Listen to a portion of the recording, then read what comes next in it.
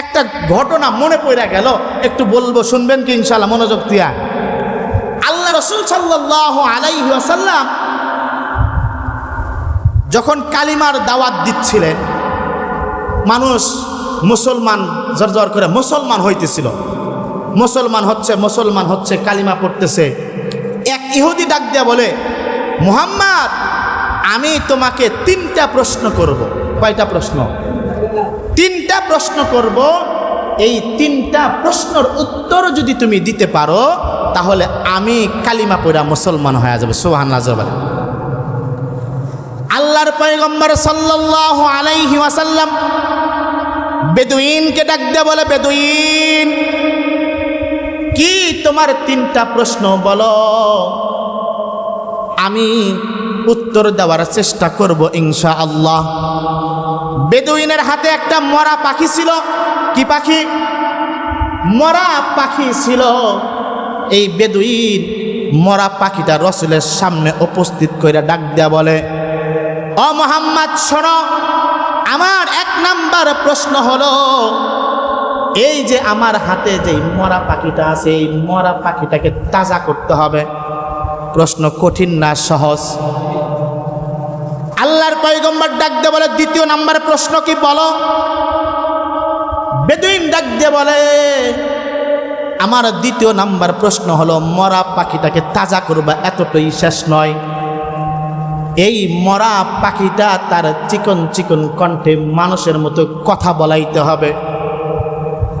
আল্লাহর পয়গম্বর ডাক দিয়ে বলছে, বেদুইন, তোমার 3য় নাম্বার প্রশ্ন কি? বেদুইন ডাক দিয়া বলে, শোনো, এই মরা পাখিটাকে 1 নাম্বার জেতা করবা। এই মরা পাখি তার ঠোঁট দিয়া কথা বলবে, শুধু কথা বলবে এমনটাই নয়, এই মরা পাখি চিকন চিকন ঠোঁট দিয়া আপনি যে শেষ নবী সেটার সাক্ষী দিতে হবে। এখন বুঝে থাকলে বলেন তো, প্রশ্ন 3টা সহজ না কঠিন?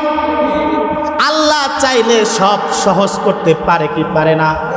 এখন পর্যন্ত বেদুইনের সাথে আল্লাহর পয়গম্বর কথা বলে নাই।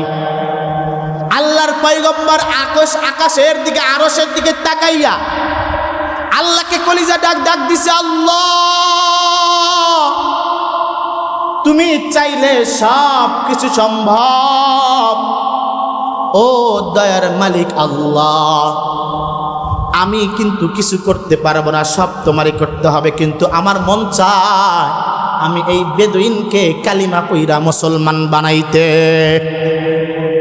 মুসলমান খুব ভালো করে বুঝবা, আমার আপনার আল্লাহকে যদি আমি আর আপনি ডাক দেই, মনে রাখেন, পাশে বিবিকে রাতের বেলায় শুয়াইয়া, একসাথে বইসা, একসাথে ঘুমাইয়া, এক বালিশে মাথা রাইখা যদি আমার আল্লাহকে তখন ওই গভীর রাতে ডাক দেন, পাশের বিবি শোনে না শোনে আমার আল্লাহ।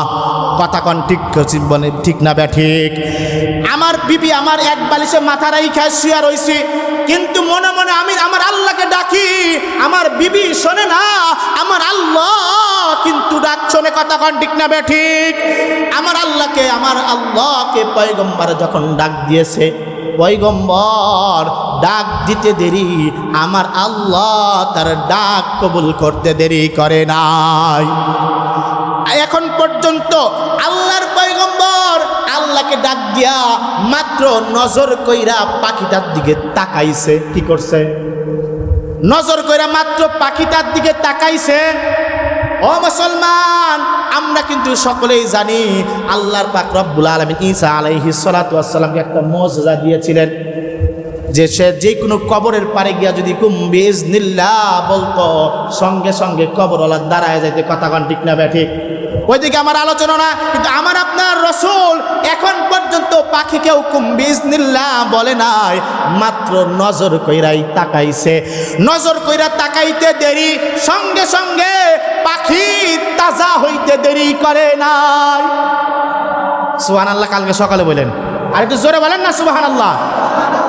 খুব ভালো করে বোঝেন, মাত্র নজর কইরা তাকাইছে, পাখি লাফ দেয়া তাজা হয়ে ডাক দেয়া বলছে, লাব্বাইকা ওয়া সাদাইকা ইয়া মান বুইসা ফি ইয়াউমাল কিয়ামাহ। সুবহানাল্লাহ। জোরে বলা যাবে কি? ফি ইয়াউমাল কিয়ামা, হে কিয়ামতের দিনকে সুন্দরকারী নবী, আমি আপনার তাকানোর ইজ্জতেই জিন্দা হয়ে গেছি।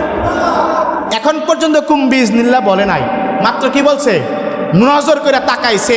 ও মুসলমান, নজরেই আল্লাহর রহমত, নজরেই আল্লাহর গজব। কথা কন ঠিক না ঠিক? কিছু মানুষ দেখবেন কারো হাত কাটছে বা পা কাটছে, বলে এই অমকের বাড়ির সামনে দিয়া যাস না, অমকের নজর কিন্তু ভালো না, নজর লাগলে তো আর কাটা আর ভালো হবে না। আছে না নাই? আবার এই নজর দিয়া আপনি মসজিদের দিকে নেক নজরে তাকাইছেন, আপনার আমল নামায় নেকি জমা করে দিবেন, তিনি কে? আবার এই নজর দিয়াই মসজিদকে ভাঙার নজরে তাকাইছেন, আপনার আমল নামায় গুনাহ জমা করবেন, তিনিও কে? এই নজর দিয়া আল্লাহর এই যে পবিত্র কোরআন, আল্লাহর পবিত্র কোরআনের দিকে যখন আপনি তাকাইছেন, নজর দিয়া যেই মাত্র কোরআনের দিকে তাকাইছেন, নেক নজরে তাকাইছেন, আপনার জীবনের সগীরা গুনাহ মাফ করবে, তিনি কে? আর একটু জোরে বলেন না, তিনি কে? আবার এই নজর দিয়ে কোরআনের দিকে তাকাইছেন, বদ নজরে কোরআনকে ভুল ধরার জন্য আপনার আমল নামায় কবিরা গুনাহ জমা করে দিবেন, তিনি কে? এই নজর দিয়ে মার চেহারার দিকে নেক নজরে আপনি তাকাইছেন, মনে রাখেন আপনার আমল নামায় কবুল হজের সব জমা করবেন, তিনি কে? এই নজর দিয়ে মাকে খারাপ নজরে তাকাইছেন, আপনার আমল নামায় কবিরা গুনাহ লিখবে, তিনিও কে? তার মানে বোঝা গেল নজরে রহমত, নজরেই গজব। কথা কান ঠিক না বে ঠিক? আল্লাহ রসুল মাত্র নজর করে তাকাইছে, নজর করে তাকানোর সঙ্গে সঙ্গে আল্লাহ রসুলের ইজ্জতে পাখি তাজা হয়ে বলছে, ইয়া রাসূলুল্লাহ, আমি আপনার নজরে তাকানোর ইজ্জতেই আমি জেতা হয়ে গেছে। সুবহানাল্লাহ বলেন। এবার কথা বলেন, ইহুদি প্রশ্ন করছিল কয়টা? একটা, পাখি তাজা হবে। দ্বিতীয় নাম্বার প্রশ্ন হলো, পাখি কি করবে? চিকন চিকন ঠোঁট দিয়ে মানুষের মধ্যে কথা বলবে। তাজা হয়েই তো সে কথা বলছে, তার মানে দুইটা প্রশ্ন তো উত্তর হয়ে গেছে। কথা কন ঠিক না বে ঠিক? কথা বলেন ঠিক না বে ঠিক? এটা দেখে ইহুদি তো অবাক, হাই হাই। এইবার যেই মাত্র উত্তর তো সব হয়ে গেছে, এবার আল্লাহ রাসূল সাল্লাল্লাহু আলাইহি ওয়াসাল্লাম যদি পাখিকে যদি বলে, এই পাখি আমি কে বল, তাহলে কেমন হয়? আল্লাহ রসুল এই পাখিকে প্রশ্ন করছে কি, হে পাখি আগে বলতো তোকে কে সৃষ্টি করেছে? সুবহানাল্লাহ বলে না? পাখি বলে, আমাকে আমার আল্লাহ সৃষ্টি করেছে, আপনাকে যেই আল্লাহ সৃষ্টি করেছে আমাকেও তো সেই আল্লাহই সৃষ্টি করেছে, আমার আল্লাহ আমার রব। সুবহানাল্লাহ। এখনো তার ইহুদির প্রশ্নের উত্তর কিন্তু সে কিছুই বলে নাই। দ্বিতীয় নম্বর বলে, হে পাখি বলতো তুই কে? তুই কে? তোকে যে আল্লাহ বানাইছে তুই কে? বলে, আমি আল্লাহর তৈরি একটা মাখলুক। সুবহানাল্লাহ বলেন না? আরেকটু জোরে বলা যাবে কি সুবহানাল্লাহ? আল্লাহর তৈরি আমি একটা মাখলুক। এইবার পাখি ডাক দিয়ে বলে, পাখিকে বলতেছে না যে আমি কে, বলতো আমি কে? আল্লাহ রসুল প্রয়োজন 3 নম্বর প্রশ্ন, যে আমি কে বল, ও পাখি বলতো আমি কে? পাখি সঙ্গে সঙ্গে বলে, আশহাদু আল্লাহ ইলাহা ইল্লাল্লাহু ওয়া আশহাদু আন্না মুহাম্মাদান আবদুহু ওয়া রাসূলুহু। সুবহানাল্লাহ কালকে সকালে বলেন। আরেকটু জোরে বলা যাবে কি সুবহানাল্লাহ? ও মুসলমান, আমি আপনাদেরকে বুঝাইতে চাইলাম, আমার আপনার মায়ের নবীকে মরা পাখি পর্যন্ত চিনলো, আমার আপনার মায়ের নবীকে জংলার হরিণ পর্যন্ত চিনলো, আমার আপনার মায়ের নবীকে ওই উট পর্যন্ত চিনলো। কিতাবের ভিতরে আসছে উট রসুলের সাথে কথা বলেছে, বা এই হরিণ ও রসুলের সাথে কথা বলেছে, জংলার পাক পাখালি সবাই আমার আপনার রসুলকে চিনেছে। কিন্তু আশরাফুল মাখলুকাত মানুষ হইয়া আমি আপনি রসুলকে চিনতে পারলাম না। কথা ঠিক না বেটি? মানুষ হইয়া আমি আর আপনি এখন রসুলকে চিনতে পারি না। অথচ আল্লাহ পাক রব্বুল আলামিন কুরআনে কারীমের ভিতরে চারবার কসম খেয়ে বলে, আমি মানুষ জাতিকে বড় সুন্দর করে বানাইছি, সবচেয়ে শ্রেষ্ঠত্ব আমি মানুষ জাতিকে দান করেছি। একবার কসম না, 4 বার কসম খেয়ে আল্লাহ বলছে, আমি মানুষকে বড় সুন্দর করে বানাইছি, মানুষ বড় শ্রেষ্ঠ মানুষ, মানুষকে শ্রেষ্ঠত্ব দিয়েছি। অথচ আমি আর আপনি রসুলকে যখন না চিনি, আল্লাহকে যখন না চিনি, এই আল্লাহ আবার পবিত্র কোরআনের ভিতরে বলে, বালহুম আদল, এরা চতুষ্প জন্তুর থেকেও খারাপ, নিকৃষ্ট। এটা কি আমার কথা? আর জোরে বলে আমার কথা এটা না, আল্লাহ রাসূল নিজে বলছে, আল্লাহ নিজে বলছে।